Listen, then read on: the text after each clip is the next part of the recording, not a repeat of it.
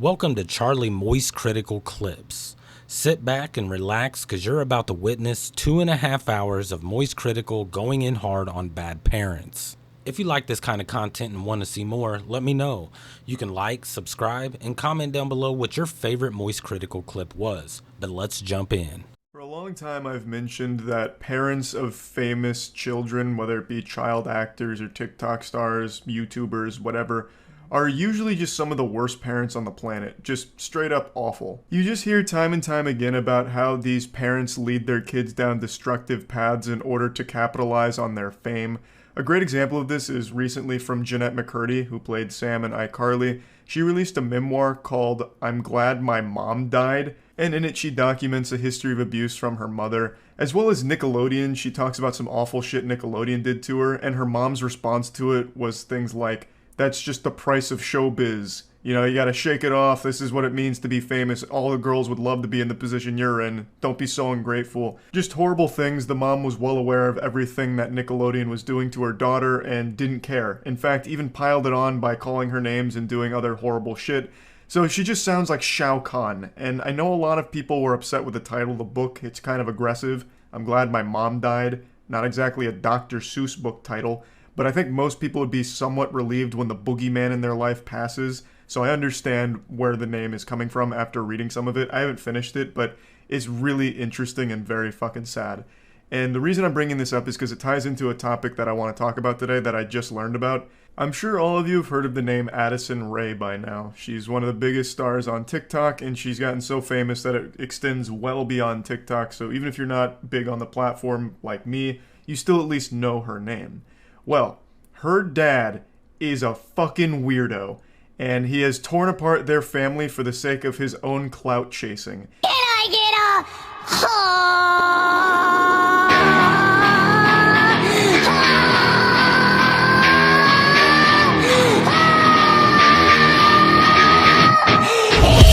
That's someone's father.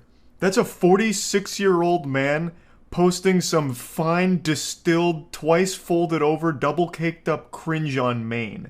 This is Addison Rae's dad. And he, of course, did what every other TikTok parent does. He made his own account. He has like 5.4 million followers. And he threw away his entire family in order to try and make money off of his daughter's name and become famous himself. But not only that, he used his pseudo-celebrity status of being the parent of a famous person to allegedly flirt with 19 and 20-year-olds. He even was having a 5-month affair here with a girl that's less than half his age. He allegedly cheated on his wife multiple times, and they eventually got a divorce. He also has 2 other sons, which I can't imagine how awful this situation must be for the whole family, but them in particular, since they're still super young and obviously in tune with social media, they're seeing all of the unhinged, wild shit their father's doing, and it has to be soul-crushing. I feel so terrible for the entire family, and it's gotten so bad they've sounded the DEFCON alert system. Almost every TikTok influencer in the space has told at least one story about Monty Lopez being creepy to them. They need like a restraining order or something where Monty Lopez can't be within 5 miles of a TikTok influencer because he sniffs this shit out like a goddamn animal. He's got like a spidey sense for it. He just gets this tingle and shows up to every TikTok party imaginable by himself. He doesn't go with Addison Rae or anything. He goes solo, which already is a giant red flag. There's nothing wrong with TikTok stars' parents being involved in their life or even in their videos. Like, Addison Rae made a ton of videos with her mom and dad and brothers, and that's totally fine, wholesome, whatever. But it gets to a point where it's uncomfortable when the dad is just going to all these parties by himself without the actual star of the family there, because now he's got it in his disillusioned, brainwashed mind that he's the star. So he goes there and allegedly hits on the 19 and 20-year-old influencers there, and everyone's uncomfortable. There's a ton of videos of him at these parties, like one where he's handing out roses to some of the girls there. There's a lot of footage that makes it just seem like Bigfoot sightings. They'll like circle in a red circle, like Monty Lopez in the background, like being weird with a TikToker. It's so weird. It's like found footage, you know, but it's not blurry. It's fucking caught in 4K being creepy. He also starts beef with these young women Like, he started shitting on Tana Mojo. I'm not going to bring up any of these clips because the clips themselves aren't very entertaining or interesting. It's the story itself that's interesting and sad. So he posted a TikTok saying, do you think Tana Mojo's fucked more than 300 dudes or less than 300 dudes? To which Tana responds by showing a ton of receipts about him trying to, like, hook up with her or, like, trying to connect with her, as well as telling stories about how unbelievably weird he is to all the other TikTok stars. There's also a video of him FaceTiming a 19-year-old, like, really late at night in the car. It's just very yucky stuff. And this is just another perfect example of how awful a lot of parents are for child stars.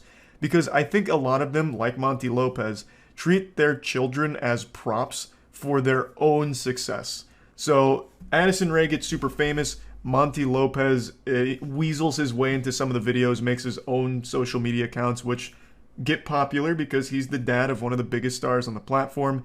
And now it's gone to his head. He wiped his ass with his whole family, divorced his wife, and now just tries to fuck young women and try and become a wealthy TikTok star himself. Just another tragic story of a child star whose dad is absolute vile filth. There's nothing that Addison Rae's mother's done that I found that's distasteful or bad or anything like that. I want to make it clear it's not her whole family, it's just her dad. But the topic itself that I'm focusing on is just how awful a lot of these parents can be. In this case, the parent is Monty. From everything I've seen, Addison Rae's mom hasn't done anything wrong or anything. She seems very wholesome. And in fact, the reason why Monty Lopez wants to fight Young Gravy is because Young Gravy has been very public about wanting to be with Addison Rae's mom, Sherry. And Sherry's even teased back about them going on, like, dates and shit. So Young Gravy might fuck Addison Rae's mom, and it makes Monty Lopez uncomfortable. I don't know the whole lore behind all that, but Monty Lopez sucks. Just another sad case of a shitty parent using their kids to further their own agenda no matter what the cost. Also, big shout out to Monty. I'd like to add one more thing to this. This fucking parasite claims videos that show clips of him embarrassing himself. His whole TikTok page is just his worst moments as a human being displayed. This guy has no self-awareness. Every single video he posts on there is a video that any sane person would want deleted and scrubbed from the internet forever. Yet he proudly posts. And I can't show any of them because he claims the videos where people are insulting him for it.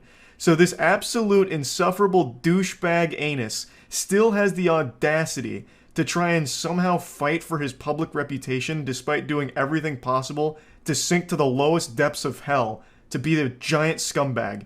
He blows my mind.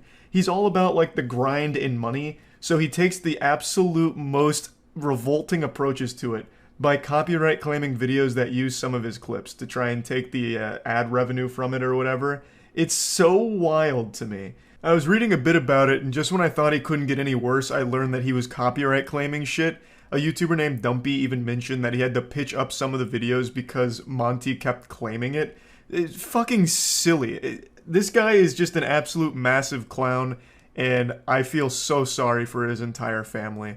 I can't imagine he was a great father growing up, and he's only getting worse. Of course, I'm making a giant assumption. Maybe he was a fine father figure who got corrupted once his family or once his daughter got famous. I couldn't tell you, but this guy sucks. He's weird, creepy, and what he's done to his family is unforgivable.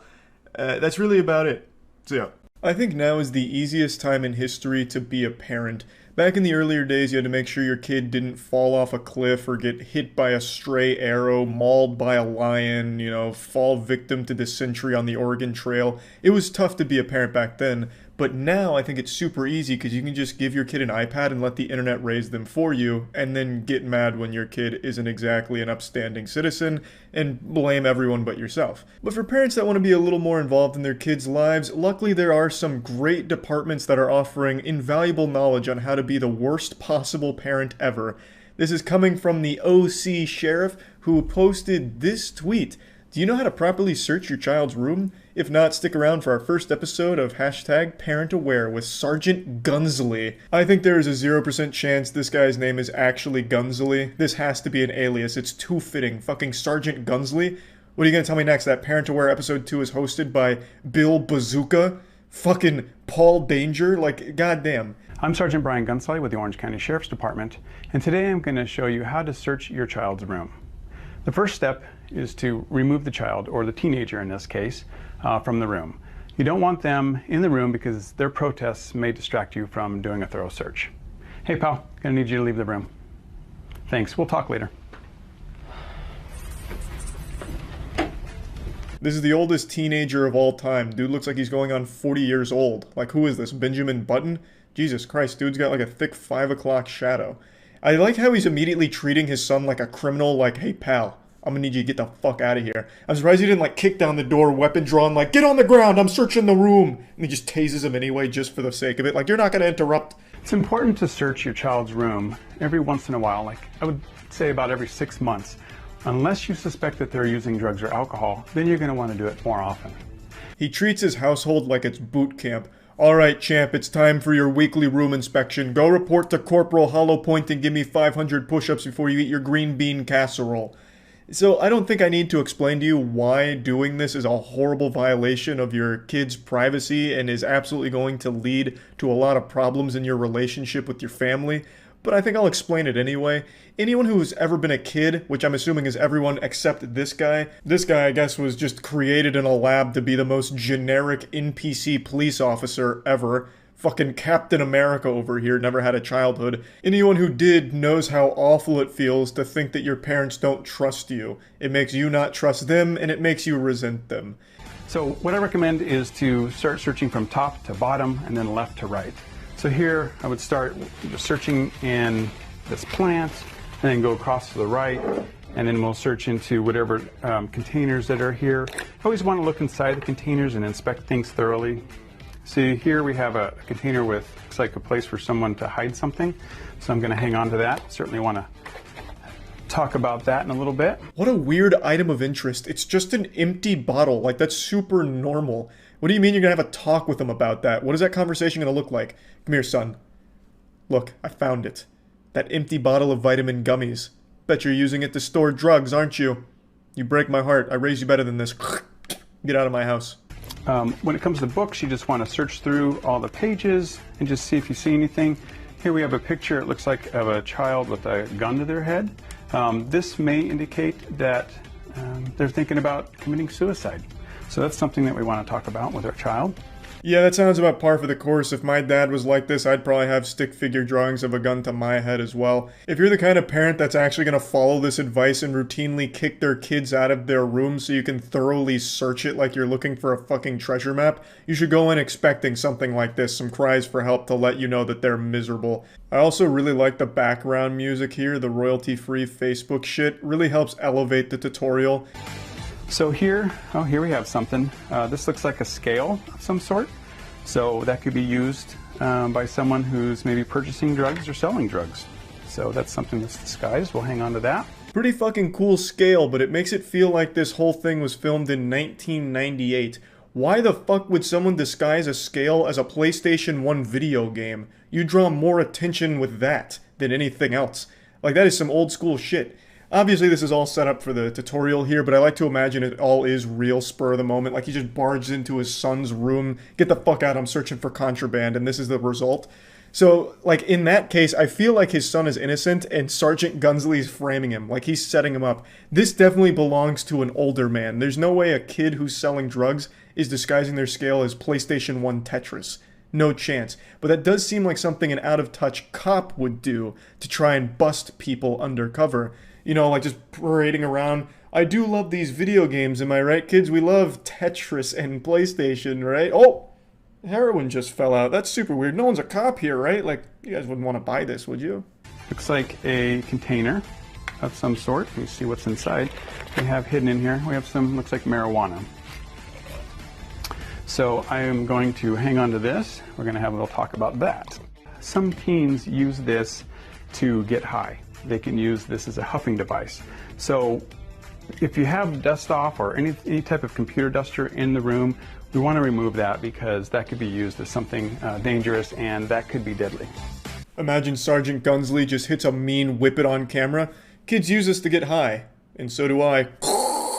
That'd be fucking great. Now, this is the first thing he's done that seems reasonable to me. You know, keyboard cleaner is very dangerous. You don't want that anywhere around your kids.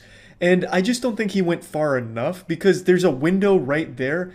That's extremely dangerous. His kid at any moment could throw himself through that window and kill himself. So I think he needed to put some bars on the window to keep them safe, and maybe even pad the walls a little bit, because we don't want him to like hit the wall kind of hard and hurt himself. Just, I think we should start taking a little more inspiration from the isolation units at prison in order to keep our kids safe. If your first thought upon going into your kid's room and seeing keyboard cleaner is, oh my god, they must be using this to get high, then you have already utterly failed as a parent and something has gone awry.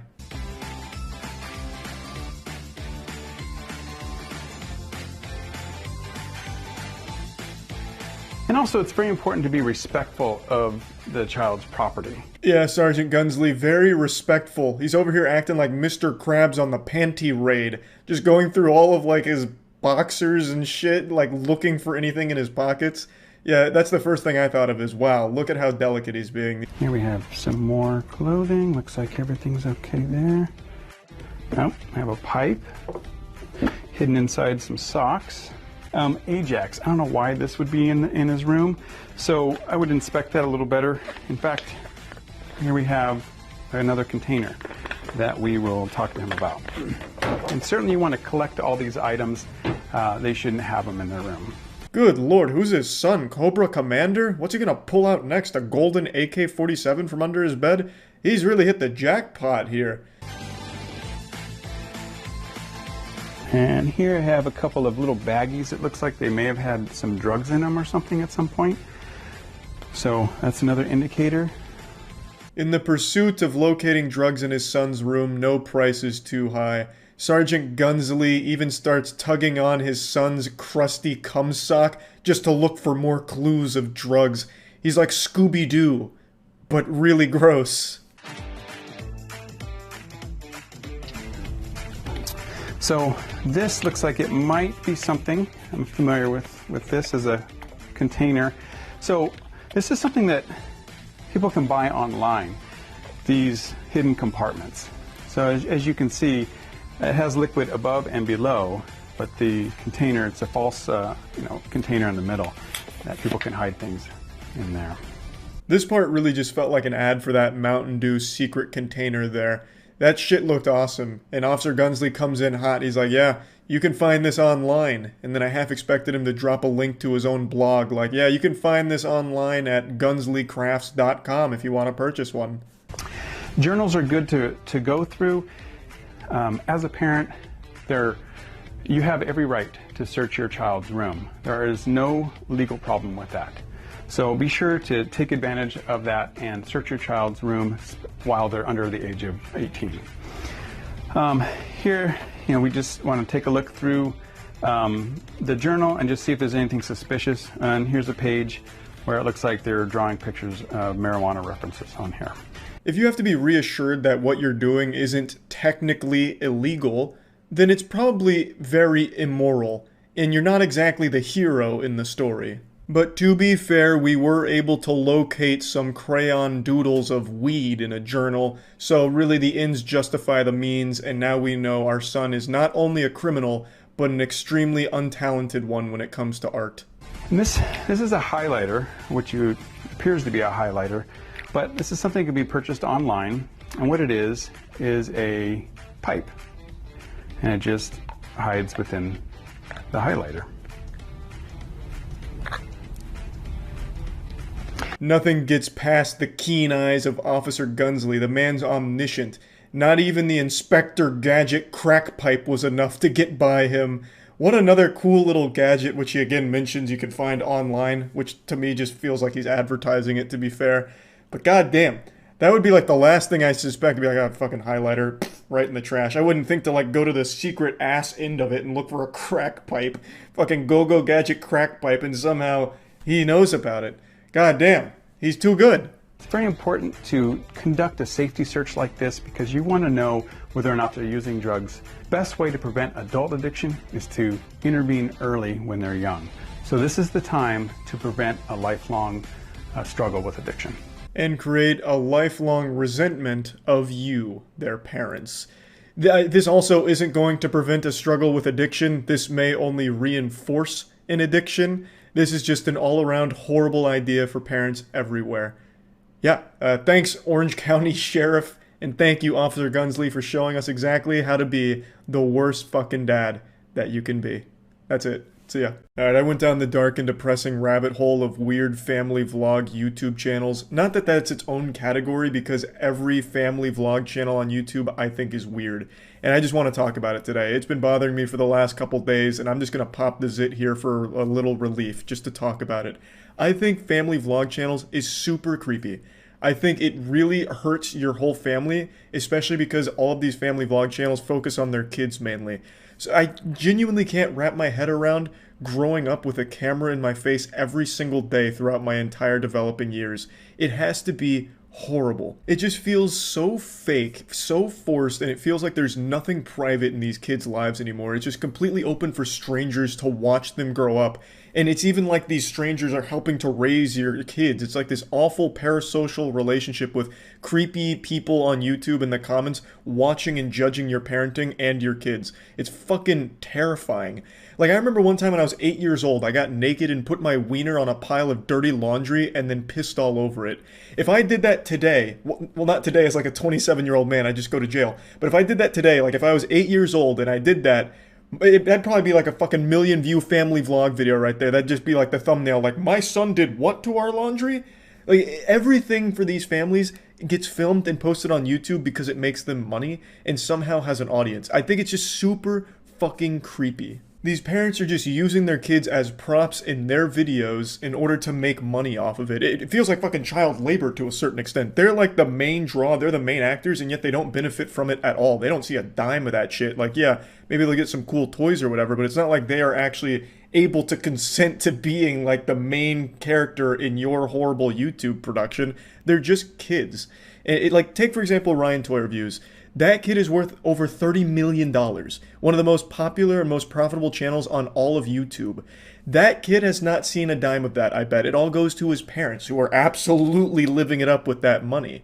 Ryan's been like 6 years old for the last 10 years. He's like fucking Ash Ketchum. The kid has to be approaching like 14 by this point, but he is still doing the same thing, and his parents are still the main beneficiary from his work. Now, of course, I'm sure there's some level of fun where he just gets to play with toys. It makes his parents happy. He gets more toys, and it's just this cycle. Like, yeah, I'm sure it's not the most evil situation in the world, but it's still extremely weird.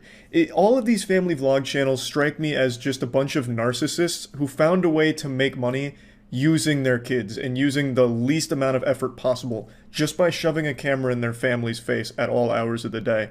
Like, there's a popular meme that went around last year where it was this picture here. Zam, she's only 12, so spicy. This comes from a family vlog channel with over 8.7 million subs. Now, the girl in their thumbnail wasn't actually 12, but I still censored it just in case. You can see that some of these families with these channels are fucking weird. Clickbaiting child porn for your audience is not okay.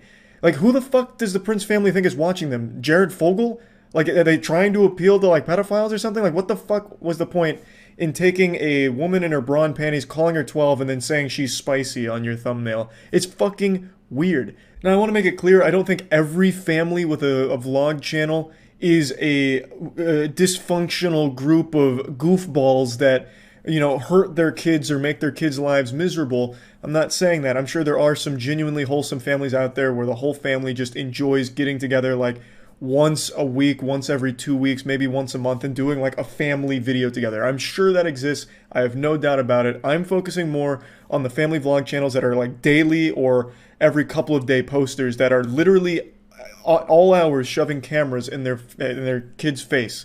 It's not healthy, and these families are not doing a great job of raising their kids. I'm not like some kind of fucking child psychology expert or anything, but I think I can say with confidence, no one growing up wants to be constantly monitored by complete strangers. Sounds like a nightmare, and God forbid you actually have like a serious problem, because then the whole world's gonna know about it. A lot of these family channels, their most popular videos are when their family's going through something rough. Like one of the kids breaks their arm, or one of the kids gets in trouble at school or something, and the video is them being disciplined or them at the hospital or crying.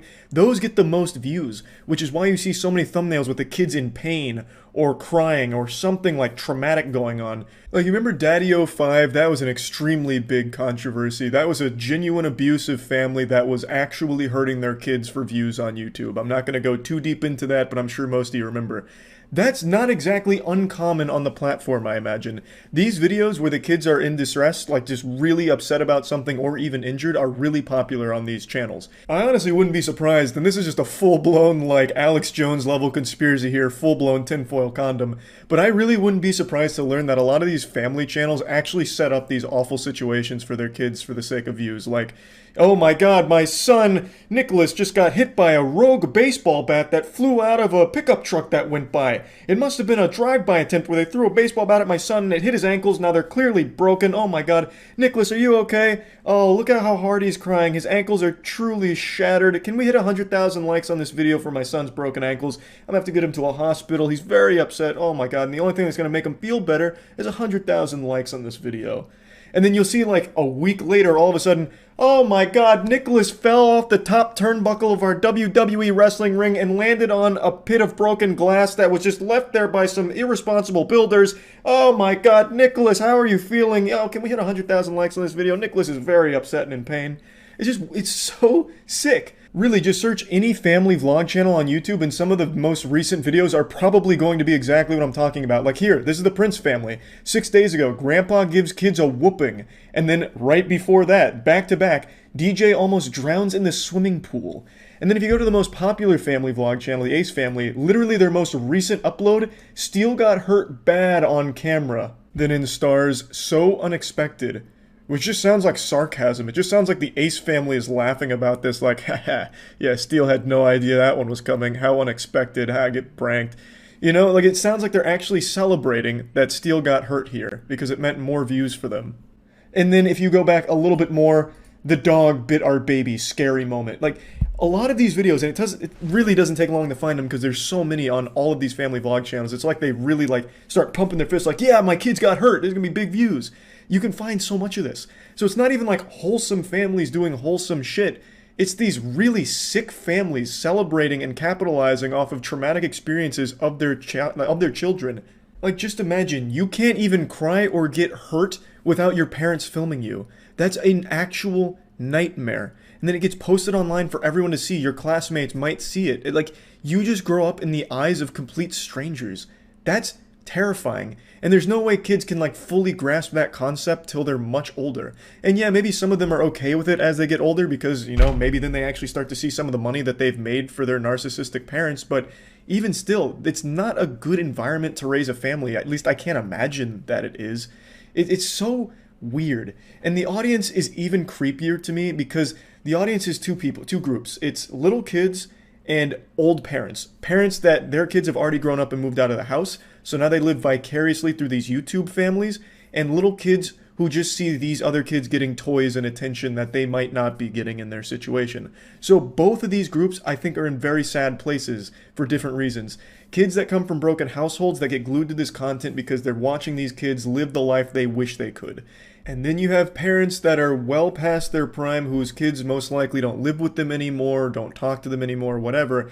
They watch these family vlog channels and get attached to them and try and, like, raise their kids through the YouTube comments. Scrolling down into the comments section on a family vlog video is more sad than watching an ASPCA commercial. It is depressing. You'll see a lot of the commenters, at least on the channels that don't have comments disabled, you'll see a lot of the commenters are older women who their motherly instinct kicks in. So, like, on the Steele got hurt video, you'll see a lot of them be like, oh my god, my reflexes kicked in and I grabbed my hydrogen peroxide and poured it on my keyboard hoping to help Steele. Oh my god, oh my god, thank you for helping him. I got so concerned there for a moment.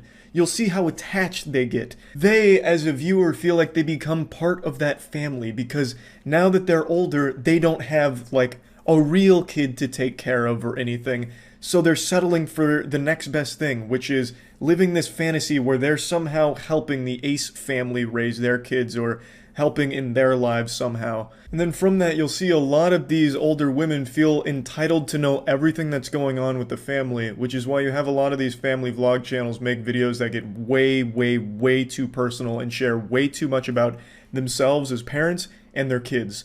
Like, I've seen a bunch of these family vlog channels where they're like the couples going through like a lot of issues, and they share all of them with their audience because the audience demands it. And it's like they're never satisfied. They need to know every single detail. They just become so unhealthily attached to what they see on these family vlogs. So yeah, anyway, that's about it. I just wanted to talk about it. I hate family vlog channels, but I understand they're not going anywhere and they're probably only going to grow in popularity. I just wanted to at least talk about this since I had been thinking about it for the last couple days. That's about it. So yeah, this is a bit of an older story I want to cover today, but it's one that I still think of from time to time because of its absurdity.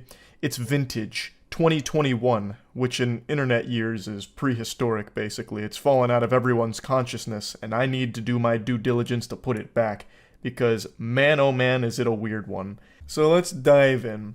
It all started in early 2021, when a young teenage girl started to receive really mean text messages from an anonymous troll, and she was getting cyberbullied through these messages for quite some time. Her boyfriend then started to get the same messages. They were extremely personal, they were extremely nasty, constantly telling her to kill herself, this and that. And the mother got really upset at this because obviously, who wouldn't? Her daughter is being harassed by some weirdo degenerate. As I imagine any good caring parent would do, they see this kind of behavior and they start rolling up their sleeves, giving them one of these, why I oughta when I find who's behind this. So she starts to launch an investigation and work collaboratively with authorities to find the culprit. Who's behind this?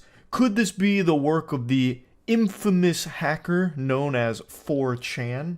And they went on a hunt to track this person down because it didn't stop, and it was tons of messages, hundreds of messages, over a year's worth of harassment and 349 pages worth of DMs with this shit. And eventually the FBI got involved in this case to figure out who's doing this because it was so personal and so targeted and mean that they really wanted to figure it out. And this is all attacking a minor, too. So it was like stalking a minor, just harassing, unrelenting. And eventually the investigation concludes that it was the mother that was sending these text messages. She was running it all through a VPN to try and avoid being tracked down. So she had a real nefarious scheme here where she would just keep telling her daughter to kill herself and insulting her and the boyfriend. There was even this subplot that arose where she started to blame another classmate that could have been behind it. So she started to try and frame another child for this. It was fucking wild. And keep in mind, the mother was the one working so closely with the authorities to, I guess, throw them off of her trail. So this whole thing was kind of like that SpongeBob meme where it's like Maniac on the loose and he's on the walkie-talkie with the Maniac poster behind him with his face on it. That was this case in real life. 7, the Isabella County mom who catfished her own daughter for almost 2 years is going to prison. Kendra Licari was arrested in December for stalking her daughter and her daughter's boyfriend. Now, I didn't mention a moment ago, but I will now, that it was more than just sending those really nasty messages. Apparently, Kendra Licari would even send her daughter doctored photos of herself. I guess, like, with really mean shit on it. It didn't go into detail, but I read one of the reports that it was more than just text. She would send photos, too. So I'm guessing she would, like, Photoshop shit with her daughter in there to, like, bully her further off of it. It's so baffling. For nearly 2 years, she sent hundreds of harassing and obscene messages and pictures to the teens every day. It wasn't until the mother of the boyfriend and Licari herself went to police for help. That's when they discovered Licari was the one sending the messages. Police also found she tried to frame a third teen as the one sending those messages. Today in court, she was sentenced to up to 5 years in prison. So she'll spend at least 19 months in prison for all of this. And what's even wilder is that there's still no explanation for why. What was her motive? Why would she do this? This is some huge fucking hater energy. She's waking up real early in the morning to have extra time to hate her own daughter. She would send up to 12 text messages a day, every day, all just shitting on her daughter and her daughter's boyfriend. It doesn't seem like there's anything to gain out of this except for making your daughter scared and miserable and potentially traumatizing her, because her daughter's a very young teenager during all of this. So I can't imagine what her motivation was, and she's never explained or elaborated on what the plan was. So I've seen speculation that people thought this was maybe another, like, Munchausen by proxy situation. If anyone is familiar with, like, the Gypsy Rose case, you're probably familiar with that term. But I don't know if that would necessarily even apply here. I really don't know. Maybe it is the mom trying to, like, isolate the daughter somehow by making her afraid of all of her classmates, or maybe trying to push the boyfriend out of her life. The whole thing is just a giant fucking question mark of why would anyone ever do this? And she did this every day for over a year. This was part of her morning routine. Get a nice cup of joe and shit on your daughter. Why? Maybe a power thing? Like maybe she was bullied in high school, so now she's trying to, do the same to, like, take that back. She's, like, passing the torch to herself to be the bully now.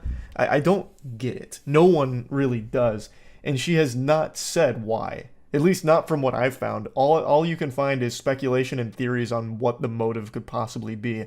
Isabella County Prosecutor David Barbary said this is one of the most confusing and complicated cases he has had to deal with. Not only from the case itself, Kendra Licari harassing and catfishing her daughter and her daughter's boyfriend for more than a year, but also when it came to sentencing. When it comes to sentencing, they hope to let the victims have a say. But the two victims here, Licari's daughter, she's hoping for leniency. She didn't want to feel responsible for putting her mom in prison. The other victim, her boyfriend, their family wanted the book thrown at Licari. That's another super fucked up component to all of this, because not only was the daughter the victim of this relentless harassment campaign from her own mother, but now her mother is going to be going away to prison because of all of it. So now she's going to be growing up without her mom around for quite some time. It's just a really sad situation. I don't know why the mom did this, and also why she refuses to elaborate on what she was fucking thinking. She openly admitted to all of it, and she apologized saying she doesn't want to hurt anybody else, but she still has never said why she did it in the first place and continued doing it for so long. It just, I don't understand. Maybe she was like, beta testing her shit talk for her League of Legends solo queue games, so she'd, like, use her daughter as a guinea pig. Like, let's see how my daughter reacts when I tell her this.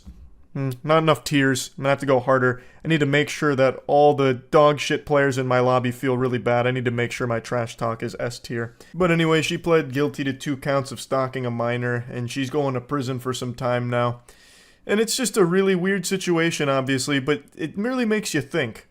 Your biggest hater, who exactly are they? It could be anyone. And don't give me any of that mumbo-jumbo baloney about how everyone loves you, you don't have haters. You do. I'll hit you with the cold water. Even if there was a perfect person that existed, they would have haters because they are perfect. They would hate them for that. So no matter what, I promise you there are people that don't like you. And who are they? This story makes you think. Makes you sit back and go, it really could be anyone. What if the person that's replying to all of your tweets saying awful things like, you're so short, why'd you end up so short, dummy, stupid face, greasy little goblin man? What if that person is actually my own mother? Or father? What if they're both in on it? What if they both have alt accounts where they're constantly spamming my shit, pointing out every insecurity that I could possibly ever have? Could be. You never know, as is clear here. So yeah, anyway, that's really about it. So yeah. Alright everybody, stand back. I've got my whining diaper on, and I'm about to have an accident.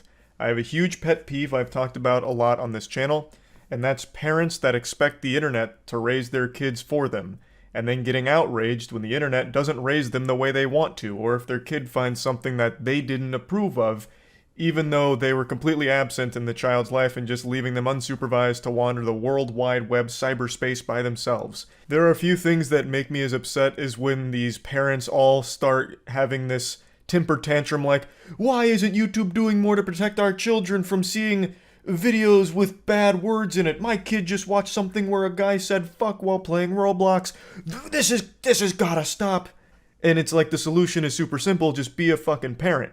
Don't just give them an iPad and walk away and consider your job as a parent done. It's always just extremely frustrating. But today I was reading some things that really grew my pet peeve to a broader scale. It started slapping new things together on top of it, like a Megazord and Power Rangers coming together. So I think overall my huge issue here is just bad parents. So there's a lot of commotion and hubbub on TikTok, Twitter, and Facebook, the usual suspects, about Guardians of the Galaxy 3 being way too violent, dark, and disturbing for the PG-13 rating, saying they pushed it too far.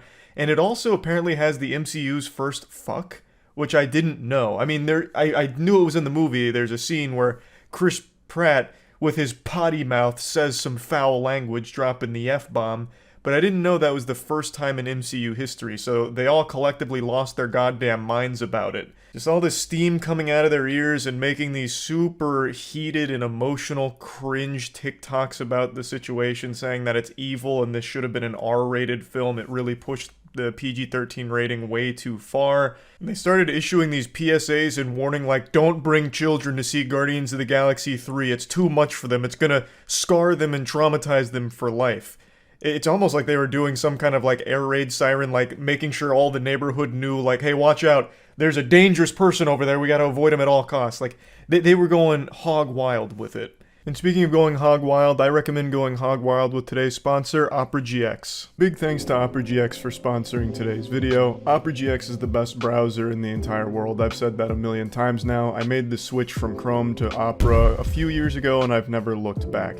It is just far superior. It doesn't, hog all your resources. I have my own mod in Opera GX, which changes the wallpaper, and it also comes with its own custom theme and sounds, so when you hover over things like the speed dial, it'll change the sound, which you can toggle on or off if you want to. But it also has opening and closing sounds associated with it. Baby! So yeah, it's just a wild and wacky fun thing. There's a huge selection of mods for Opera GX at the Opera GX store. Plus, you can also get all of my latest uploads in the GX Corner, which is available through the dedicated link. It's also a seamless transition from your current browser to Opera GX with the quick import feature. It'll take all of your settings, your browser history, cookies, all of that, and bring it right over to Opera without any headache, and as well as extensions, because Google Chrome extensions are compatible with Opera GX, and Opera GX has its own extension store as well. So it's all just a very easy thing to switch to, and is absolutely worth making the switch because Opera GX is the far superior browsing experience. If you're interested in getting started with the Opera GX for free, click the link in the description below.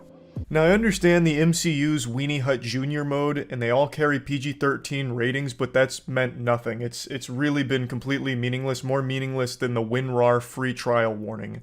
So, I understand kids have been watching the MCU. In fact, most of those movies lean into that demographic, like trying to cater to actual children, the ones that are in the theater clutching their action figure in suspense, watching, Ant-Man and the Wasp: Quantumania. All of these films have been suitable for, actual 6-year-olds. I get that. But they do still have a PG-13 rating, meaning that they don't recommend children under the age of 13 see them because it might be inappropriate for them. So you can't exactly be upset and shaking your fist when one does roll around that is actually probably not suitable for kids under 13, like Guardians of the Galaxy Volume 3. Someone made a really great meme summing this up because it's embarrassing even talking about it this way because the movie's not that fucking intense. You're not going to go in there and leave with PTSD. I can't find the tweet, but it's the SpongeBob roller coaster meme here, and it was like Guardians of the Galaxy 3 PG-13 debate summed up. And it's obviously just poking fun at the people that are freaking out about the movie being super intense, even though in reality, it's not. Yes, it is darker, and it is a more edgier MCU movie. It does deal with heavy themes like animal abuse, which is, definitely a first for the MCU. It's the first fuck in the first ASPCA commercial, really. And it also, of course, does have a bit of gore. There's a scene where a guy gets literally vaporized, and then they show, his corpse that's still charred, and, pieces of him are falling off. And the dude's face does get mauled, his whole face gets peeled off in an animal attack. So they do show that, his bloody, disfigured face. But, aside from that, it's really, it's not something that I think anyone that's 13 and above is going to be like gasping and puking their brains out at. It didn't do anything that like pushed the PG-13 boundary. It played by all of the rules in there. It used its one fuck and it used it pretty well. And it only had a couple of scenes where it's like, that's kind of dark. It wasn't anything that was like crazy over the top. All of this is just such worthless controversy over nothing. Just more things to get mad about for no fucking reason other than you're a bad parent who didn't take any level of responsibility here. It's the same energy as when a parent gets mad that they bought their kid an M-rated game and it's a little too bloody or it has some heavier themes that their child wasn't ready for. Your fault for buying them the M-rated game. Pay attention to the ratings because they are there for a reason. It's just super weird with modern parenting, and this is getting off on a bit of a tangent. I apologize for that, but it's related. You know, this isn't just coming out of fucking nowhere here. We're not fighting ghosts or anything. It's on topic. The parents will just sit their kids down in front of the iPad, just let them use the internet, and just have them be raised that way, or give them like some general entertainment franchises and have them raise their kid as well, like teach them the morals, and the parents are very hands-off, but then still feel like they have the right to complain when it wasn't done the exact way they wanted to, or if something went awry and the kid, saw a video online that wasn't appropriate for them. It is, again, your fault. You did that. But now parents don't want to really raise their kids, so they're asking like the government to step in and like censor shit on the internet that they feel is dangerous to kids for if they see it. And it's like, well, why do you want the government to come do that for you? Just be a parent, make sure the kid doesn't see anything they're not supposed to. You're supposed to be there monitoring your fucking toddler. So why are you asking Big Daddy, Big Brother Eye in the Sky to come in, micromanage everything in the world in order to cater to your kid and your lack of parenting? Like, just be more present in their life in order to make sure that they're not just scrolling through TikTok mindlessly for 12 hours a day, rotting their fucking brain and ruining their attention span. It just makes me upset that the first thing that happens in a case, and not so much with Guardians of the Galaxy, this is more about like the general internet. The first thing that happens is the parents get upset, like, oh, my kid was looking for tutorials on YouTube and a bad actor popped up. So now I'm suing YouTube and demanding censorship on the platform because what if another child sees this? Well, it's like, why not just be there when your kid's on the internet so that way when you recognize that there's a video that isn't appropriate, is in the algorithm, you can make sure they don't click on it. That's the whole point of being a parent with a toddler that you are raising. You're supposed to be raising them, not having the internet do it for you. And I just don't like how the first line of defense is always to start complaining to like a higher authority to change something in order to cater to your bad parenting and lack thereof parenting.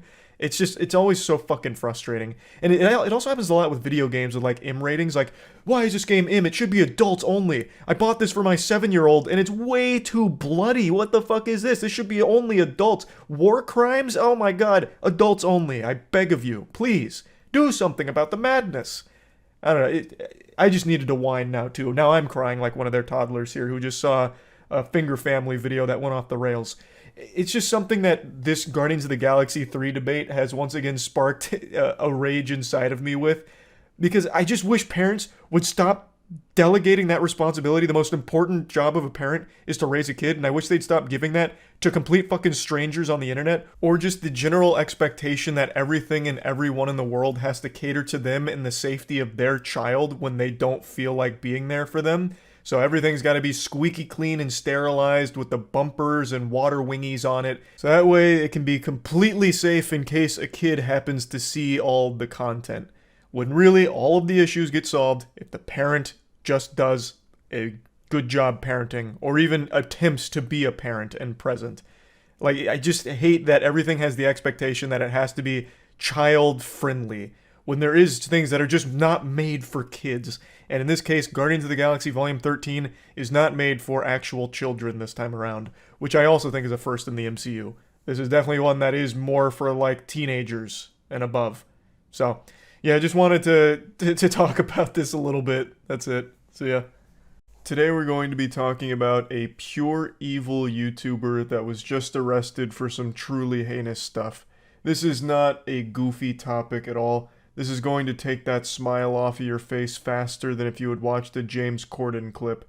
This is the story about Ruby Frank of the very popular parental advice slash parenting blogger slash family YouTube channel 8 Passengers, which is already a really creepy name, by the way. 8 Passengers does sound like some kind of cult.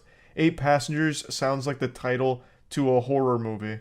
And unfortunately, that's not far off, because the woman behind this YouTube channel, Ruby Frank, is basically a monster out of a horror film. Ruby Frank and her business partner, Jody Hildebrandt, were arrested this week, and they're being charged with 6 counts of child abuse. Now, Ruby wasn't alone with the 8 Passengers YouTube channel. Her husband, Kevin, was also prominently featured in there as well.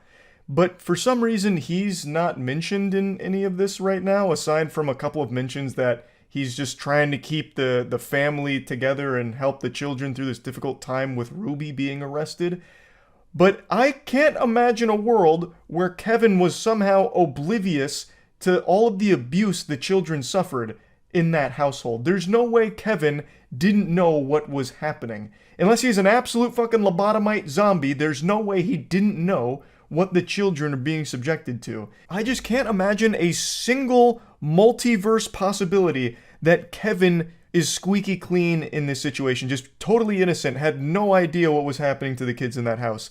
Especially considering in 2020, Kevin was front and center fighting on the front lines to defend himself and his wife against abuse allegations, defending their parental style. I'll go into a bit more detail on that situation a bit towards the end of the video, but basically, some viewers were really concerned for the safety of the children based on what was being presented in some of the 8 Passengers videos, as well as what was being discussed, such as taking away one of the kids' food privileges, as well as one of the kids' bedroom privileges, and eventually they tried to get CPS involved, and CPS did get loosely involved, but the whole time Kevin was defending the actions that they had been taking with their parenting.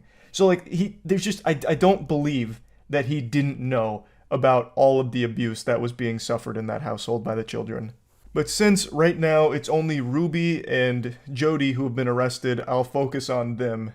They go over some of the stories and videos that she would proudly post on her channel, where she just openly admits, proudly, almost bragging, about torturing her children. She built a reputation as being a strict parent with a strict parental style, but strict is not the right word for it. This isn't like some kind of teacher that's like, hey class, settle down, no fishy business, we got work to do here. And this isn't even strict like, you know, your fucking basic training drill sergeant or anything.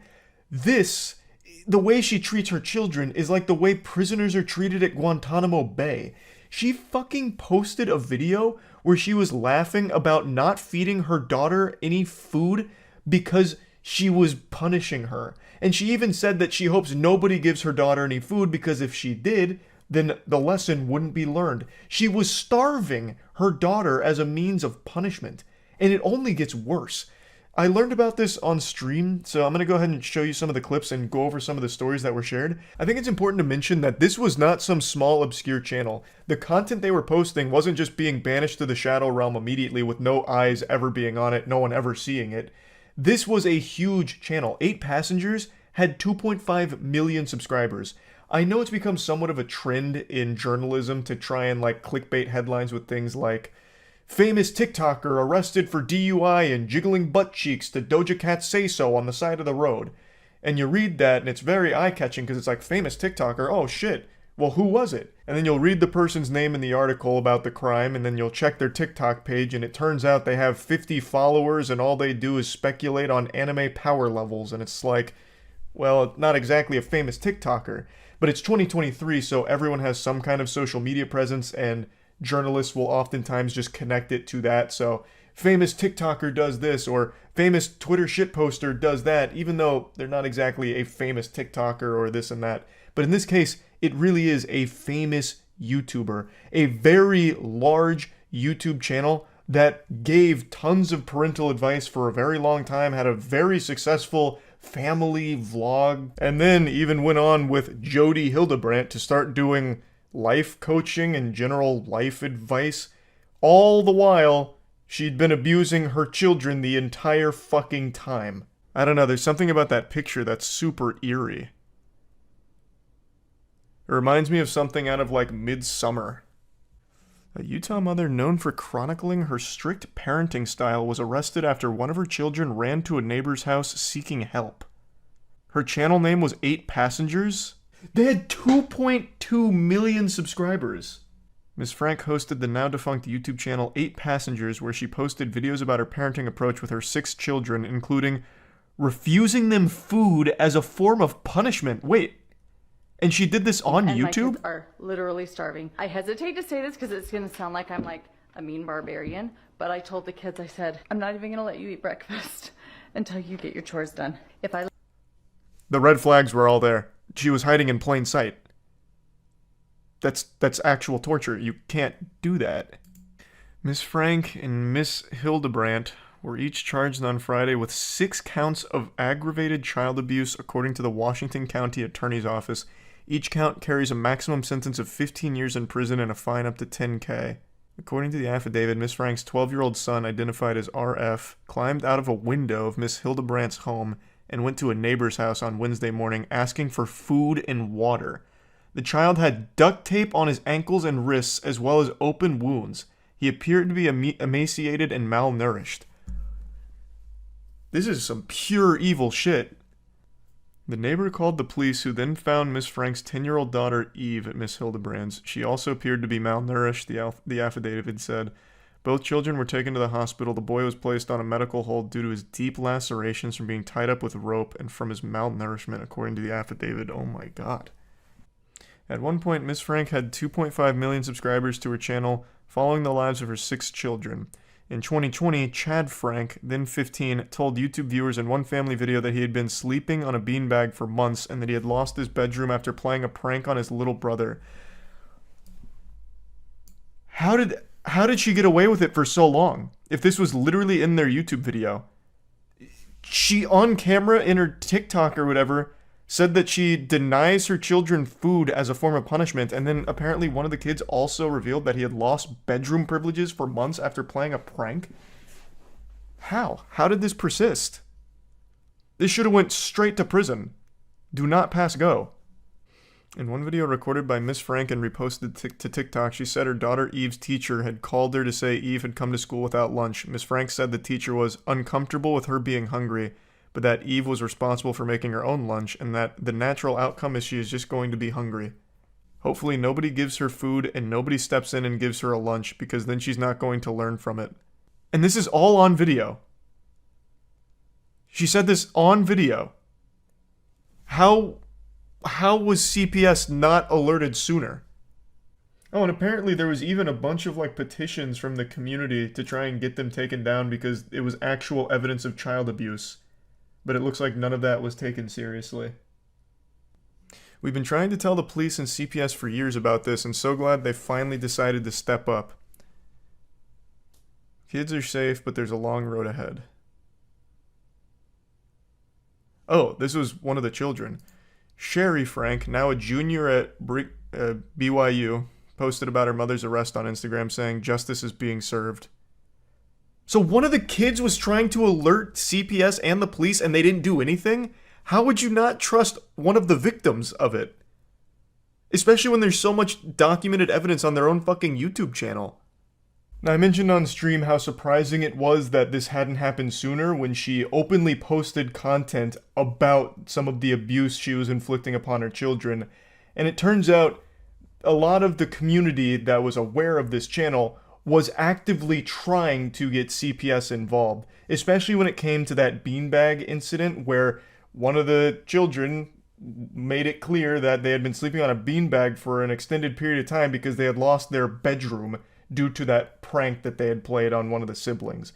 So CPS did get loosely involved at some point, but Ruby was somehow able to brush them off and nothing came from it somehow, which blows my mind because this isn't one of those situations with hindsight being 20/20. This isn't one of those things where you can just say, man, if we only knew then what we know now, we could have really helped them.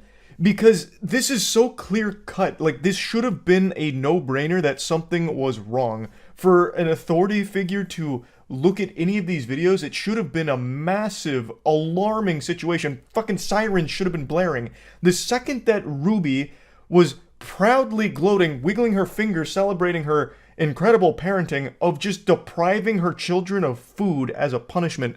That should have been enough to get authorities involved and learn about what was actually happening here with the Ruby Frank household. It's super infuriating that this went on for as long as it did, when a lot of people did keep trying to push this forward to CPS to get them to take action, knowing that something was wrong and knowing what Ruby was posting about and saying was not okay. It's not strict parenting, it's actual abuse. By every possible definition. This is not something where it's like, builds character, toughen up, sport, rub some dirt in it. You know, you're not getting breakfast. In fact, you're also not getting your bedroom. It's going to put some hair on your chest. You're going to learn something today. You know, it's not anything like that. It's fucking abuse. This isn't parenting. I can't believe that it went on for so long. I'm happy now finally something is being done, but I feel fucking horrible for the kids in this situation that they'd been let down not only by the person that's supposed to care for them more than anyone else in the world, their mother, but they were also let down by the authorities that are supposed to be trying to help them in an emergency situation. It shouldn't have taken this long. Ruby's sisters also have hundreds of thousands of followers, so they posted an Instagram statement that said, "For the last 3 years, we have kept quiet on the subject of our sister, Ruby Frank, for the sake of her children. Behind the public scene, we have done everything we could to try and make sure the kids were safe. We wouldn't feel right about moving forward with regular content without addressing the most recent events. Once we do, we will not be commenting on it further. Ruby was arrested, which needed to happen. Jody was arrested, which needed to happen. The kids are now safe, which is the number one priority." I've just got to say that statement of "we kept quiet for the last 3 years for the sake of the children" doesn't make a whole lot of sense to me, because keeping quiet wasn't helping the children. They were being abused, and if you were aware of that, how the fuck would being quiet somehow help them? How is that doing everything you can behind the scenes to keep them safe? That's doing nothing. That is literally the Simpsons meme of "we've tried nothing and we're all out of ideas." Now, I guess it's possible they didn't know the extent of the abuse that the children were suffering, but even still, if you were aware of children being abused in any capacity, you should have been doing everything in your power to get the kids out of that situation. Being quiet doesn't get them out of the situation. That doesn't do anything to actually save them or keep them safe. You should have made a lot of noise and kept going to authorities over and over again, gathering as much evidence as possible to try and help those kids. And maybe they were. Like, this is, again, just a very short statement, so maybe they were. But them saying that they kept quiet for 3 years to keep them safe, it doesn't compute. Because that's not keeping the kids safe, that's keeping them locked in that prison with the monster. Now, as was mentioned by one of the daughters, there was a lot of attempts to get police and CPS involved that just didn't work. So it is possible that perhaps the sisters here were actively trying to do that and kept trying to get authorities involved unsuccessfully. It's just that saying you kept quiet for 3 years it really isn't clicking with me. I don't know why you would be quiet for 3 years if you were actively working to keep the kids safe. Let's imagine that one of the kids wasn't lucky enough to break free and escape through a window and get help from someone nearby. They'd still be tied up right now in that house, and you would still be being quiet. This fucking ridiculous silence is golden strategy didn't help the kids. The only person it helped was your sister, because it allowed her to keep abusing those children for 3 more years.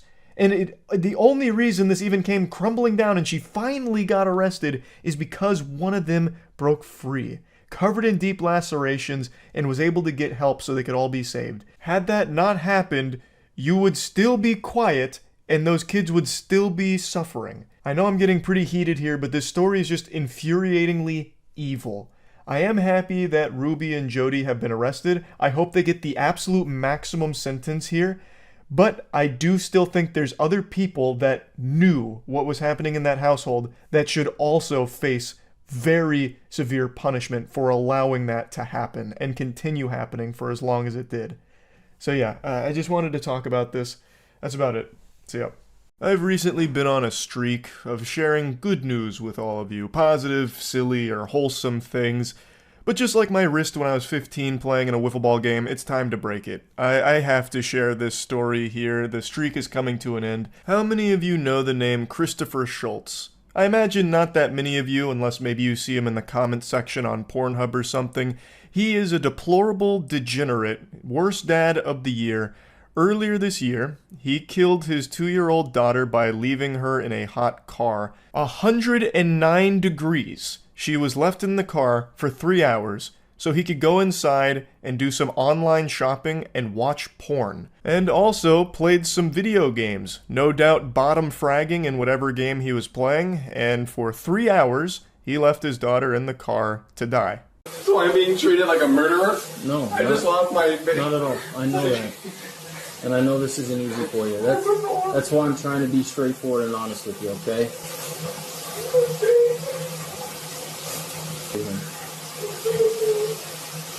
Not the most convincing performance with these crocodile tears he tried to squeak out. His eyes couldn't really get moisturized at all there. So probably not the strongest performer in his high school thespian troupe, but he does look like the kind of guy who still talks about the high school glory days of being an offensive lineman in the state championship. This guy has a history of being a fucking mess and putting his kids in danger. My whole family, my whole family's gonna be ruined. We'll be alright. So we can't let you do that right now. We have to stand by with you. Okay? As soon as you can, we will let you know. You can stay in the room if you want, but I'm gonna talk. I know this isn't easy for you, but the quicker we get this done and finished up, the sooner you can be with your wife. Alright? I'm trying to rinse off so I can go to the hospital and be with my wife. We're not going to shower or anything right now. You need to stand by. He got over the death of his daughter very fast. Now he's focused on practicing good hygiene, probably for the first time in his life, because this dude is a complete fucking rotten slob.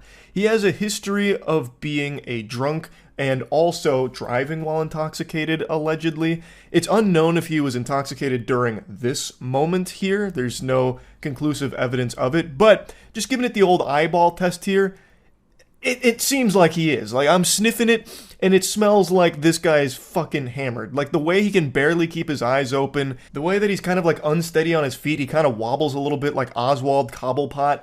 He, to me, seems intoxicated, but of course, I'm not an expert. I didn't come over there and fucking breathalyze him or anything. I'm just telling you what my little peepers are looking at here with the evidence, and that's my impression. He actually looks like a caricature of an alcoholic you'd find in a cartoon. Like he'd be a regular at the Family Guy's Drunken Clam. I don't understand why. Okay, so we just need to stand by and with I'm you. standing by. Why can't I take a shower while you stand by? What is... It's not necessary right now. Okay. I'm not going to stand here and watch you shower. There'll be time for that, but it's not right now, okay? Now, this happened earlier this year, and his charges have been upgraded to first-degree murder. And the reason for that is, he claimed that he left his daughter in the car because she was sleeping and he didn't want to wake her. But it turns out he has a history of irresponsible and dangerous behavior towards his children, including previously leaving them in cars. And in this case, he said he left the car running, but that he also knew that the car had a safety feature that would turn off the engine after 30 minutes. He said he knew from previous experience. He also tried to claim that he got home at 2 p.m. in order to make it seem like it wasn't that long with her trapped inside of the vehicle. But surveillance camera footage confirms he got home at 12:53 p.m., so the girl was in the car for 3 hours. It wasn't until his wife got home at 4 p.m. that her unconscious body was recovered. So his Weasley slimy little story doesn't work, and he openly admits that he knew the car would turn off. Now, they're trying to claim that he forgot the child's in the car, saying, like, you know, this kind of thing happens, people just forget their kid in the car. And I guess that is true, because for as long as I can remember, probably for as long as cars have existed, there have been hundreds and thousands of reports of kids and pets dying in hot vehicles because the people were too stupid to recognize that you shouldn't do that, that that's a bad thing. So yeah, I know that is correct. People do forget their kid in the car sometimes, but that's not a good excuse. That's for the most dangerously moronic of society, and I don't think that that somehow should, you know, be okay. Like, oh, they made a boo-boo, what a mistake, a whoops-a-daisy moment. We can't throw them in jail for that. Yes, you should. That is too stupid to be allowed in society. You are a danger to the people around you for being such a fucking idiot. Like, I think that is not a good defense at all. Even if that is the case. I don't know if he planned to kill his daughter here. There's no way I'd be able to tell, but regardless, his irresponsible, dangerous actions led to her death. That is an irrefutable fact, and he needs to face the harshest possible consequences for that. And there's a lot of messages that confirm that this guy is just a complete fucking menace. You haven't shown me you can stop putting the girls in danger or not treat me badly. Even yesterday, you drove home drunk with 2 minors. I've been asking for 3 years to cut back, and it's actually gotten worse. You replaced cocaine with alcohol. He repeatedly put their children in danger over and over again. Also, apparently shoplifted beer, 2 or 3 cans at a time. So this guy was just fucking boofing beer cans on his way out, just putting them in his prison wallet and shuffling away, I suppose. And there was also numerous incidents where children were wandering around the neighborhood unsupervised without Schultz knowing they were out of the house. On the day of the child's death, the police gave a timeline. The 2-year-old had been in the car for more than an hour and 10 minutes when Schultz began browsing the internet. A computer search shows over half an hour. He visited a shopping site, then spent 5 minutes watching pornography videos. No one removed the child and tried to save her until her mother came home at around 4:15 p.m. About 3.5 hours after police say surveillance cameras saw Christopher Schultz park the car and walk away. Also, according to his other 2 children, he had got distracted putting food away and playing video games. So that's like the whole timeline here. This disgusting Cro-Magnon made the inexplicable decision to leave his daughter in the car because she was sleeping and didn't want to wake her for whatever reason. Claimed he left the car running, even while knowing that the car would shut off in 30 minutes. Goes inside to do a little shopping, probably picking up a few nipple clamps for himself off Amazon, and then watches 5 minutes of porn, so he must have seen one boobie and busted, and then spent the rest of the time putting food away and playing video games. All the while, his daughter was dying in that car. What a piece of shit. And again, this isn't like a freak accident from this guy. He has a history of this kind of dangerous behavior with his children. And here's another text message to confirm it. On the day the child died, the mother on the way to the hospital with daughter texts him and says, "I told you to stop leaving them in the car. How many times have I told you?" He replied, "Babe, I'm sorry." So he has done this a lot. It's been confirmed by many others that Christopher Schultz left his kids in the car pretty frequently. I'm also going to throw this in here because I found it kind of sad when reading about this. Schultz's wife spoke during his appearance in court where he's pleading not guilty to the charges, and she spoke saying that she wants him back home with their other children to begin the grieving process. She also said he is not a risk to the community. He's a risk to everyone. There is repeated behavior that endangered your children, and it led to the 2-year-old daughter dying. And it was pretty obvious from the body cam footage that there wouldn't be any grieving on the behalf of Christopher Schultz. It doesn't really seem like he cared all that much. How could someone who actually cared about his children constantly drunk drive with them or leave them in hot cars so much that you have told him tons of times to stop doing that? That is not the actions of someone who cares. That is the actions of an evil piece of shit. And it seems like she's going to be sticking by his side, which I just do find sad. I'm not like blaming her or anything, because I understand when you've been with someone for so long, it's very hard to come to terms with something like this happening. But she mentioned how he treats her badly and constantly goes against her advice of keeping the children safe. He did the most irresponsible and dangerous shit with his kids frequently. This is not someone that should ever see the light of day again. Schultz also has a 16-year-old from a previous relationship who spoke out about this, saying that Schultz would leave her alone inside of the car sometimes for hours since she was as young as 7. It makes plenty of sense. Actually, I'm surprised it didn't happen sooner. Once I had to go sit out in the car for 4 to 5 hours and continuously had to restart the car and had only eaten once that day. Like, this is someone who has no regard for human life outside of his own. He, from what I can tell, and this is me just on the outside looking in, it seems like this guy really viewed children as a burden or a nuisance, so any opportunity he had to, like, distance himself from them, he would take. And that would be leaving them in the car so he'd go inside and watch porn and play games without having children around to bother him or something. That's the impression I get from this. There is no other explanation for this reckless behavior and this endangering of his children. She described that period as a nightmare, saying that it changed her as a person and she'll never be the same as she was before she moved into that house, and that it got so bad in 2021 she tried to take her own life because she didn't want to live with her father. Child Protective Services got involved and Schultz lost custody of her. This man has a complete disregard for the well-being of his children. This is not the case of a good man making one mistake. This is the case of a bad man making tons and tons of mistakes until it costs someone their life. I truly don't believe that this is some kind of forgivable accident, that it just slipped his mind his daughter was still in the car after it had turned off. This is someone that should face the maximum possible sentence here. I don't know if they'll actually get first-degree murder charges to stick on him here. I'm not a fucking lawyer, but I'm sure there will be some charges that will stick in this case, and I hope that it carries a huge, huge prison sentence. But anyway, I just wanted to talk about this a little bit. That's it. See ya. Last night I got sent a clip that made me extremely angry. It's a clip of a streamer playing Madden 21 with his child on his lap, and then he did poorly in the game, like he missed a first down catch or something, and he just went full fucking primal caveman and smashed his controller on the desk, which made his kid start crying and made him even angrier. So then he throws his kid on the chair and then yells at the kid because he's doing shitty in the game. Right away, him playing Madden 21 tells me he already makes bad decisions, but to broadcast your child abuse on Twitch is a really fucking wild one to do. I'll play the clip for you now, but I just want to give a fair warning. I think it's pretty hard to watch, so just keep that in mind, but I think it's important to see how big of a piece of shit this guy is. God damn it! Fucking $300 fucking controller!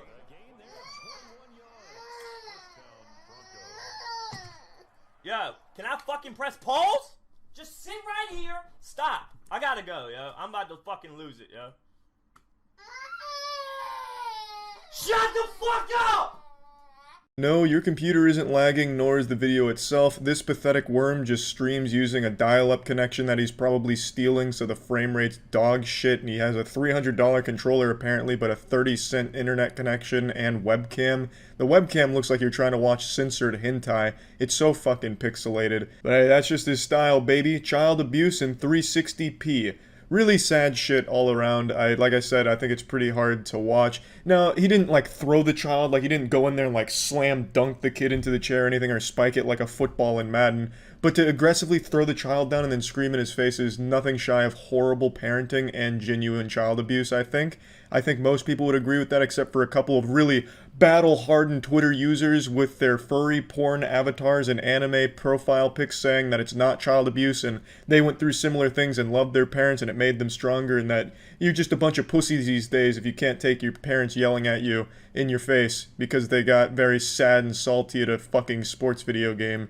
I think it's definitely child abuse. 100% in my opinion. Like, I think there's really no argument there. I feel extremely sorry for the child. The father is a worthless hemorrhoid going into this full fucking meltdown mode and tantrum over just doing poorly in a sports video game is just the highest level of pitiful I could imagine. I don't remember exactly what his wording was, but in his little Twitch slogan, the little sentence or paragraph under the stream to let you know about the streamer, he said something like, "Being a loving father and supreme turbo gaming ultimate gamer warrior is my mission in life." I'd definitely say that is a complete mission failure. I don't know what it is about sports games. There must be some kind of curse on the genre. It just brings out the demon in people.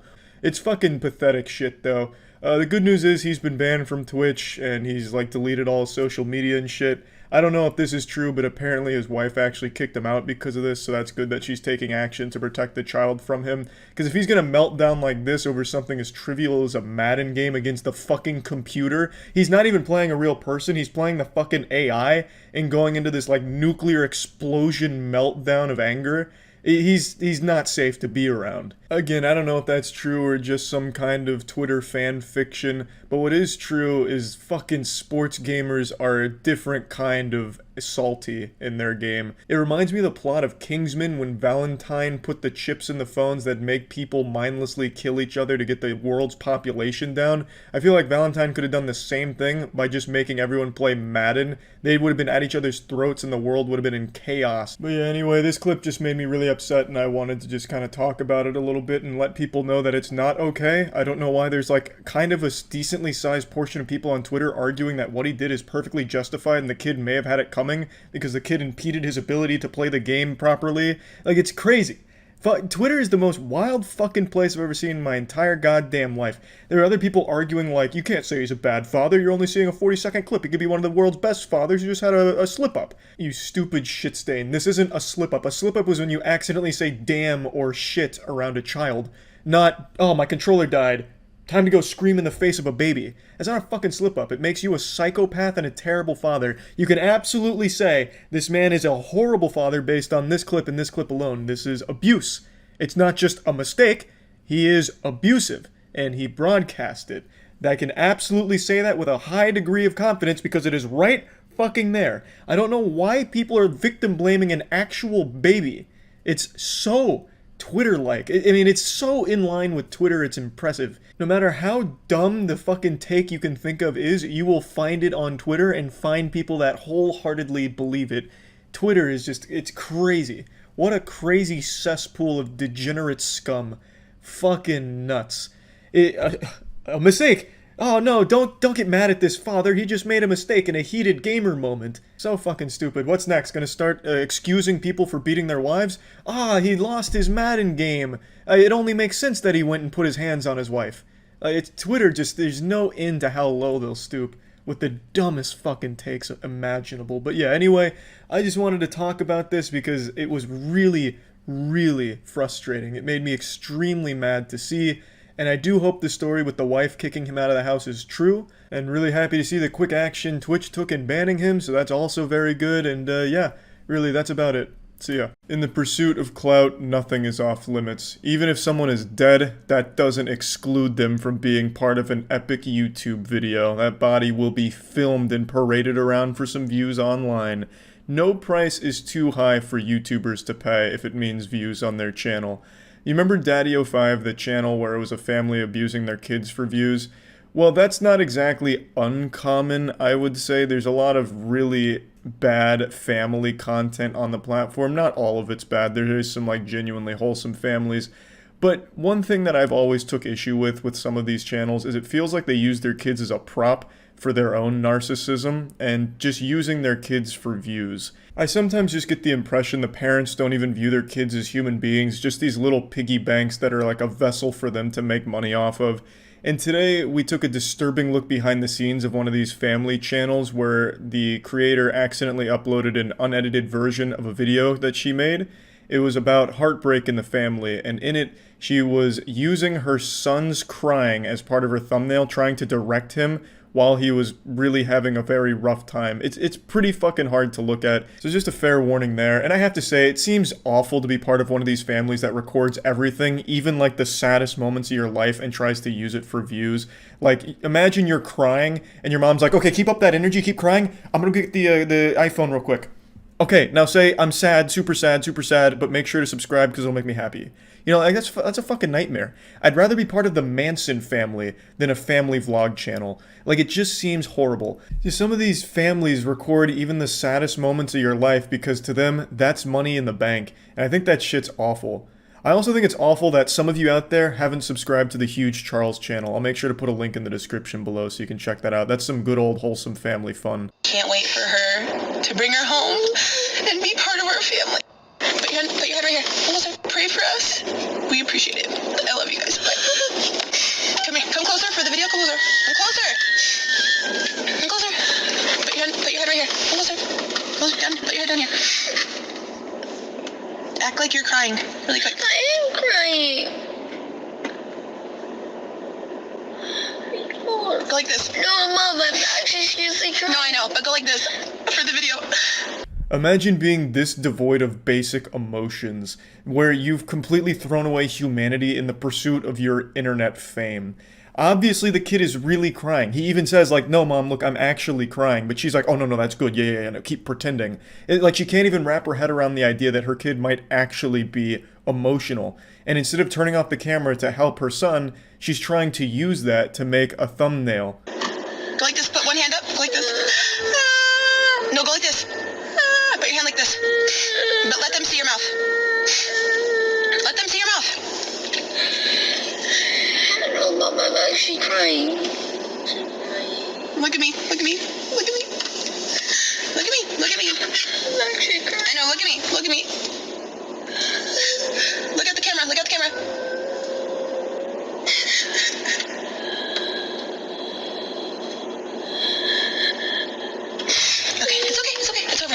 Exquisite work, masterful directing here. She really captured the misery and trauma wonderfully in the thumbnail. No doubt, easy million views there. Do you think for the next one, perhaps, we can go to a funeral and line up the grieving family around the open casket, maybe stand the body up a little bit, and then they all just look really sad, maybe looking down a bit? I think she's got a great career here in Hollywood, no doubt. Very impressive work, for sure. Some people, I swear to God, would dig up the grave of their grandfather, get his corpse out, and fucking pour slime down his throat for like a slime challenge if it meant extra views on their channel. Like, there is nothing sacred. They will do anything for fucking views. Here she saw an opportunity like, oh, starts rubbing her hands together like a cartoon villain. How can I make the most amount of views off of this horrible situation? I know. Let's make sure that the audience can see my son is crying, and then I'll cry. But listen here, Junior, if we don't get more tears out of this, we're gonna fucking starve. Do you want that on your conscience? Then you'll have something to really cry about, because you'll be going hungry if this thumbnail isn't fucking sad enough. So you're gonna have to fucking cry more, now! And then look at the camera, please. Okay, now come here. Okay, good. Alright, excellent. Obviously, she was made aware of her whoops-a-daisy here, the little chess blunder, pretty quickly. I think she deleted the video within 30 minutes. She then reposted it and then just took down the video altogether and addressed it as quickly as possible with this video where she talks about how disappointed she is in herself. I'll play a short clip from that. We're very upset. We've been crying all day. It has been extremely scary. They don't know if she's gonna make it. Honestly, completely worn out, emotional, crying the whole day. I had Christian on my shoulder and I was like, here, come pose for the thumbnail with me after the video was done. And that was so disgusting of me. I should not have done that at all. We were both already so sad and upset and in such a vulnerable state today. So the situation was their new puppy contracted parvo before they got the dog, so the dog wasn't doing super well, so the whole family was upset and she was emotional all day, and then she talks about how gross it was that she did this in the first place and left it in the video, and how disgusting the behavior was. It's not like there's anything she could have said to make the situation better or a way to justify that behavior. And she doesn't try to. I mean, like, how are you going to fucking spin that where you're like the hero? Like, no, you see, the reason I was trying to direct my kids crying for a thumbnail is actually because terrorists were holding the dog hostage and they demanded at least 1 million views on this video. So I had to do everything in my power to make it happen in order to save the dog's life. You know, like, there's nothing she could have done to justify anything in the video. All she could really say is that it was gross, it was stupid, and she's sorry. That is really all she could do in the situation. One thing that I would also like to mention is the fact that she keeps saying how emotional she was and that she was like really crying all day and just super emotional overall. I don't necessarily get that perspective from the short clip I watched, because it seems like she wasn't crying and it seems like she hadn't been crying. It looks like she hasn't cried since Jersey Shore got canceled. So I don't know if she necessarily was that bothered by it, or if like the entire day she had planned on making a video about the situation, so she went into like YouTuber mode where she wasn't allowing herself to be emotional on camera. I don't really know. But overall, there's just not a whole lot she could say or do here to make anything that much better. So she's just up front saying everyone was right, this was gross, this was stupid, and I'm sorry. She doesn't try and like spin this in any way like, no, you guys are wrong, this didn't happen that way. She's just up front like, yeah, this is fucking gross and disgusting. So, I mean, that's good at least that she admits that. But one thing that left a sour taste in my butthole, though, is that in the apology video, she also brings up the harassing DMs and shit that she's gotten. Now, of course, I never encourage harassment. This is also why I'm not putting her name anywhere in this video. I hate when people go out of their way to harass someone or send death threats or any fucking degenerate garbage like that. She's absolutely right to call those kind of things out. But why do it in the apology video? It kind of makes it feel like, okay, I fucked up, but you should also feel bad for me because as a result of this, I'm getting this kind of horrible stuff. So I just don't think this was the right time to talk about that. The focus of the video should have stayed on you owning up to the mistake. That it shouldn't have shifted to like, but I'm also a victim. I just don't think that was the right call there. In a comment, she also mentions that she'll no longer feature her son on her channel, because I'm assuming, the comments are turned off here, I'm assuming a lot of people had the same impression I did, where they felt that she was using her kid for views. And it's hard to really argue that when you have this footage here, where she is quite literally using her son for a more attention-grabbing thumbnail by trying to manipulate his misery for the audience.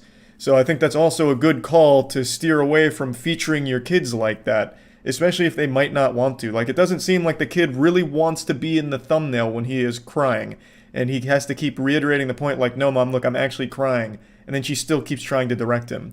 So I think her also saying that her son will no longer be used on her channel like that is a good thing. Overall, it's a fucking terrible situation, and it's hard to really take her at her word that this is like a one-time thing. Like, because now that you've seen behind the curtain here, now that you've seen how the sausage is made, as the expression goes, it's hard to really be like, oh, okay, I'll take her at her word that this has never happened before, where she's not, you know, using her kids or using horrible situations for the sake of views. The whole perspective is a bit baffling to me, where you'd have like this awful situation with the puppy and a family vlog channel's like, that's a good video. A crying video. And it's not the only channel to do that. I remember there was another channel only like a week or two ago. I'm not going to show anything from this at all. But it was a family vlog channel. They were going on this fucking multi-million-dollar vacation or some shit. But they arrived to the airport too late, so they were about to miss their flight.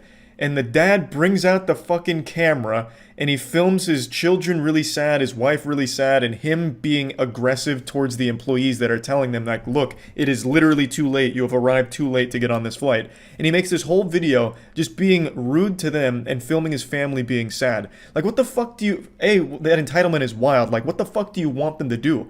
Ground the plane? Like, no, the pilot's not allowed to take off. Fuck it, this family channel has 1 million subs. We have to allow them on and give them first class. Kick everyone else off the plane. Like, I don't know what they were expecting. They arrived too late. And B, what blows me away is that the dad would even think, like, this is a video. My family is really upset, and I'm going to be rude to these people. That is a video for the family channel, baby. Bang. Like, I just don't get it. And it's the same thing in this situation. Like, this puppy is in rough shape, and we're all very upset about it. That's a banger video. Let's all start crying on camera. I don't get it. It's astonishing. It really is. I don't really have words to describe it because I just don't understand why anyone would think that's a good idea. This situation was a really fucking gross one. Hopefully this really is the only time she's used her kid like this. Hopefully there's not anything awful going on behind the scenes like this. So yeah, that's about it. See ya.